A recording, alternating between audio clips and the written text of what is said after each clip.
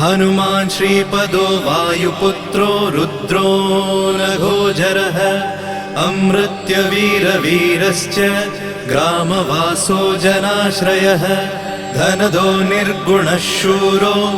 वीरो निधिपतिर्मुनिः पिङ्गाक्षो वरदो वाग्मी सीता शोकविनाशकः शिवः शर्वः परो व्यक्तो व्यक्तो धराधरः पिङ्गकेशः पिङ्गरोमा श्रुतिगम्यः सनातनः अनादिर्भगवान् देवो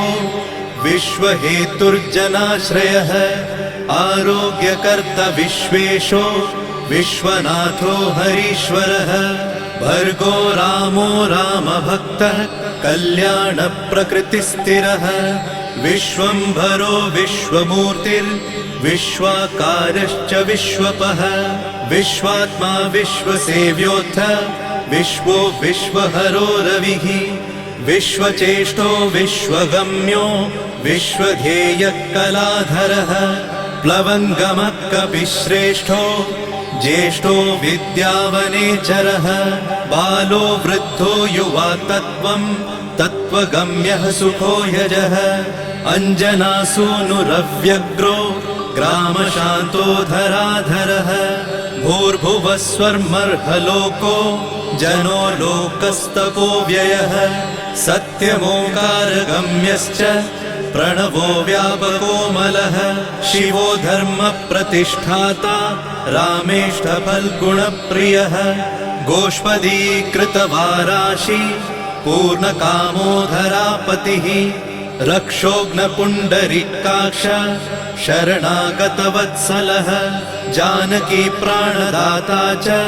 रक्षप्राणापहारकः पूर्णसत्त्वपीतवासा दिवाकरसमप्रभः द्रोणहर्ता शक्तिनेता शक्तिराक्षसमारकः रक्षोघ्नो रामदूतश्च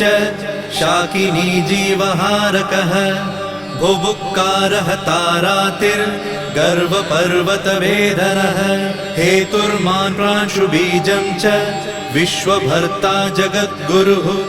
जगत्त्राता जगन्नाथो जगदीशो जनेश्वरः जगत्पिता हरिश्रीशो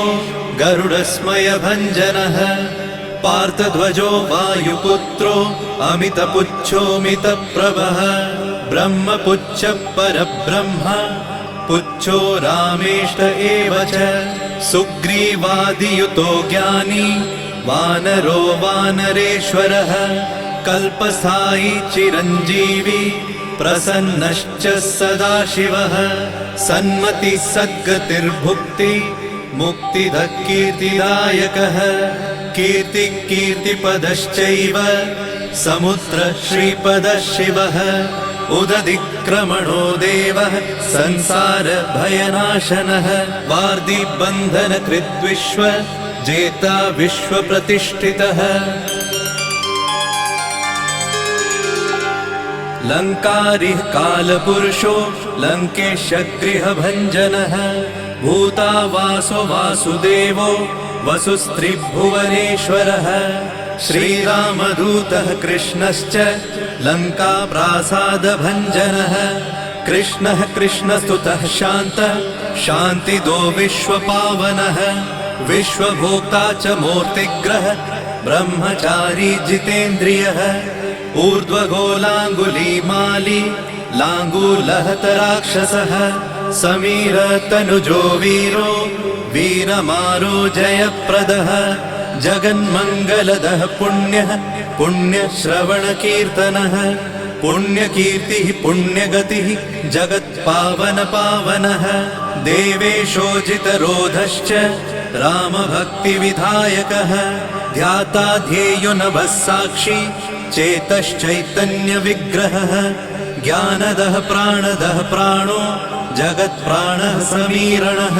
विभीषणप्रियः शूरो पिप्पलाश्रयसिद्धिदः सुहृत्सिद्धाश्रयः कालः कालभक्षकभर्जितः लङ्केशनिधनस्थायी लङ्कादाहक ईश्वरः चन्द्रसूर्याग्निनेत्रश्च कालाग्निः प्रलयान्तकः कपिलः कपिशः पुण्य राशिर्द्वादश राशिगः सर्वाश्रयो प्रमेयात्मा रेवत्यादिनिवारकः लक्ष्मण प्राणदाता च सीता जीवनहेतुकः रामध्येयो ऋषिकेशो विष्णुभक्तो जटिबली देवारिदर्पहा होता कर्ता हर्ता जगत्प्रभुः नगरग्रामपालश्च शुद्धो बुद्धो निरन्तरः निरञ्जनो निर्विकल्पो गुणातीतो भयङ्करः हनुमान्शद्दुराराध्यः तपस्साध्यो मरेश्वरः जानकी घनशोकोत्थ तापहर्ता परात्परः वाङ्मयः सदसद्रुपः कारणं प्रकृतेः परः भाग्यदो निर्मलो नेता पुच्छलङ्काविदाहकः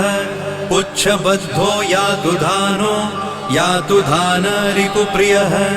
छायापहारि भूतेषु लोकेशः सद्गतिप्रदः प्लवङ्गमेश्वरः क्रोधः क्रोधसंरक्तलोचनः क्रोधहर्ता तापहर्ता भक्ता भयवरप्रदः भक्तानुकम्पि विश्वेश पुरुहूतः पुरन्दरः अग्निर्विभावसुर्भास्वान् यमो निरृतिरेव च वरुणो वायुगतिमान् वायुः कौबिर्ईश्वरः रविश्चन्द्रः कुजः सौम्यो गुरुः काव्यो शनैश्चरः राहुकेतुर्मरुद्धोता धाता हर्ता समीरजः मशकीकृतदेवारिः दैत्यारिर्मधुसूदनः कामः कपिः कामपालः कपिलो विश्वजीवनः भागीरथीपदाम्भोजः सेतुबन्धविशारदः स्वाहा स्वधा हविः कव्यम् हव्यकव्यप्रकाशकः स्वप्रकाशो महावीरो लघुश्चामितविक्रमः प्रडिनोडीन गतिमान् सद्गतिस्पुरुषोत्तमः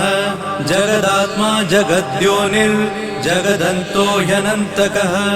विपाप्मा निष्कलङ्कश्च महान् महदहङ्कृतिः खं वायुः पृथिवीयप वह्निर्दिक्काल एव च क्षेत्रज्ञः क्षेत्रपालश्च पल्वलीकृतसागरः हिरण्मयः पुराणश्च खेचरो भूचरो मनुः हिरण्यगर्भः सूत्रात्मा राजराजो विशाम्पतिः वेदान्तवेद्योगीतश्च वेदवेदाङ्गपारगः प्रतिग्रामस्थितः साध्य स्फूर्तिदाता गुणाकरः नक्षत्रमालिभूतात्मा सुरभिकल्पपादपः चिन्तामणिर्गुणनिधिः प्रजापतिर्नुत्तमः पुण्यश्लोकः पुरारातिर्ज्योतिष्मान् शार्वरीपतिः किलिकिल्यारवत्रस्त भूतप्रेतपिशाचकः ऋणत्रयहरः सूक्ष्मः स्थूलः सर्वगतः पुमान् अपस्मारहरः स्मर्ते श्रुतिर्गाथा स्मृतिर्मनुः स्वर्गद्वारः प्रजाद्वारो मोक्षद्वारं कपीश्वरः नादरूपः परब्रह्म ब्रह्म ब्रह्मा पुरातनः एको नैको जनः शुक्ल स्वयं ज्योतिरनाकुलः ज्योतिर्ज्योतिरनादिश्च सात्विको राजसत्तमः तमोहर्ता निरालम्बो निराकारो गुणाकरः गुणाश्रयो गुणमयो बृहत्कायो बृहद्यशाः बृहद्धनुर्बृहत्पादो बृहन्मूर्धा बृहत्स्वनः बृहत्कर्णो बृहन्यासो बृहन्नेत्रो बृहद्गलः बृहद्यत्नो बृहच्चेष्टो बृहत्पुच्छो बृहत्करः बृहद्गतिर्बृहत्सेव्यो बृहल्लोकफलप्रदः बृहच्छक्तिर्बृहद्वाञ्छा फलदो बृहदीश्वरः बृहल्लोकनुतो द्रष्टा विद्यादाता जगद्गुरुः देवाचार्यः सत्यवादी ब्रह्मवादी कलाधरः सप्तपातालगामी च मलयाचलसंश्रयः उत्तराशास्थितः श्रीदो दिव्यौषधवशः खगः शाखामृगः कपीन्द्रश्च पुराणः श्रुतिसञ्चरः चतुरो ब्राह्मणो योगी योगगम्यः परात्परः अनादिनिधनो व्यासो वैकुण्ठः पृथिवीपतिः पराजितो जिताराशिः सदानन्दश्च ईशिता गोपालो गोपतिर्गोप्ता कलिः कालः परात्परः मनोवेगी सदा योगी संसारभयनाशनः तत्त्वदाता च तत्त्वज्ञः तत्त्वं तत्त्वप्रकाशकः शुद्धो बुद्धो नित्ययुक्तो युक्ताकारो जयप्रदः प्रलयोमितमायश्च मायातीतो विमत्सरः मायानिर्जितरक्षश्च मायानिर्मितविश्वपः मायाश्रयश्च निर्लेपो मायानिर्वञ्चकसुखः सुखी सुखप्रदो नागो महेश कृतसंस्तवः महेश्वरः सत्यसन्धः शरभः कलिपावनः रसो रसज्ञसम्मानः तपश्चक्षु च भैरवः घ्राणो गन्धस्पर्शनञ्च स्पर्शोऽहङ्कारमानदः नेति नेतिति गम्यश्च वैकुण्ठभजनप्रियः गिरिशो गिरिजाकान्तो दुर्वासः कविरङ्गिराः भृगुर्वसिष्ठश्च वनः तुम्बुरुर्नारदो मलः विश्वक्षेत्रं विश्वबीजं विश्वनेत्रश्च विश्वपः याजको यजमानश्च पावकः पितरस्तथा श्रद्धा बुद्धिक्षमा तन्द्रा मन्त्रो मन्त्रयुतस्वरः राजेन्द्रो भूपति कण्ठ माली संसारसारथिः नित्यसम्पूर्णकामश्च भक्तकामधुगुत्तमः गणपकीशपो भ्राता पिता माता च मारुतिः सहस्रशीर्षा पुरुषः सहस्राक्ष सहस्रपात् कामजित् कामदहन कामकाम्यफलप्रदः मुद्रहारी रक्षोघ्नः क्षितिभारहरो बलः नखदंष्ट्रायुधो विष्णु भक्तो भयवरप्रदः दर्पः दर्पदो दृप्तः शतमूर्तिः अमूर्तिमान् महानिधिर्महाभोगो महाभोगो महार्थदः महाकारो महायोगी महातेजा महाद्युतिः महाकर्मा महानादो महामन्त्रो महामतिः महाशयो महोदारो महादेवात्मको विभुः रुद्रकर्मा क्रूरकर्मा रत्ननाभः कृतागमः अम्भोधिलङ्घनः सिंहो नित्यो धर्मप्रमोदनः जितामित्रो जयः सामो विजयो वायुवाहनः जीवदाता सहस्रांशुः मुकुन्दो भूरि दक्षिणः सिद्धार्थसिद्धिदः सिद्ध सङ्कल्पसिद्धिहेतुकः सप्तपातालभरणः सप्तर्षिगणवन्दितः सप्ताभिलङ्घनो वीरः सप्तद्वीपोरुमण्डलः सप्ताङ्गराजसुखदः सप्तमात्रनिषेवितः सप्तलोकैकमुकुटः सप्तहोतास्वराश्रयः सप्तच्छन्दोनिधि सप्त छन्द सप्तजनाश्रयः सप्तसामोपगीतश्च सप्तपातालसंश्रयः मेधाविकीर्तिदः शोक हरिदौर्भाग्यनाशनः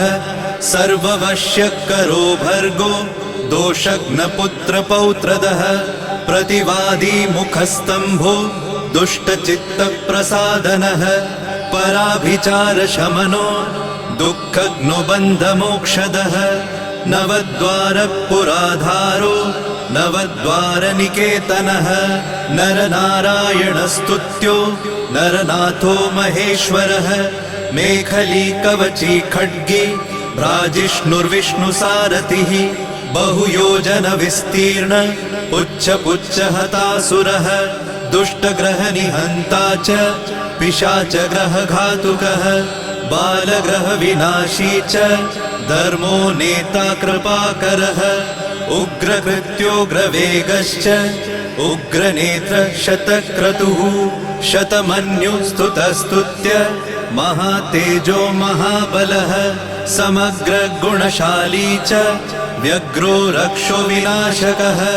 रक्षोघ्नहस्तो ब्रह्मेश श्रीधरो भक्तवत्सलः मेघनादो मेघरूपो मेघवृष्टिनिवारकः मेघजीवनहेतुश्च मेघश्यामो परात्मकः समीरतनयो बोधा तत्त्वविद्याविशारदः अमोघो मोघवृद्धिश्च इष्टदो निष्टनाशकः अर्थोऽनर्थापहारी च समर्थो रामसेवकः अर्तिधन्यसुरारातिः पुण्डरीकाक्ष आत्मभूः संकर्षणो विशुद्धात्मा विद्याराशि सुरेश्वरः अचलोद्धारको नित्य सेतुकृद्रामसारथिः आनन्द परमानन्दो मत्स्यकूर्मो निधिशमः वराहो नारसिंहश्च वामनो जमदग्निजः रामकृष्ण शिवो बुद्ध कल्की रामाश्रयो हरः नन्दी भृङ्गी च चण्डी च गणेशो गणसेवितः कर्माध्यक्ष सुराध्यक्षो विश्रमो जगतां पतिः जगन्नाथ कपिश्रेष्ठ सर्वावास सदाश्रयः सुग्रीवादिस्तुतः शान्तः सर्वकर्मप्लवङ्गमः नखदारितरक्षश्च नखायुधविशारदः कुशलः सुधनः शेषो वासुकिस्तक्षकस्वरः स्वर्णवर्णो बलाढ्यश्च रामपूज्यो घनाशनः कैवल्यदीपकैवल्यो गरुडपन्नगो गुरुः किल्यारावहताराति गर्वपर्वतभेदनः वज्राङ्गो वज्रवेगश्च भक्तो वज्रनिवारकः नखायुधो मणिग्रीवो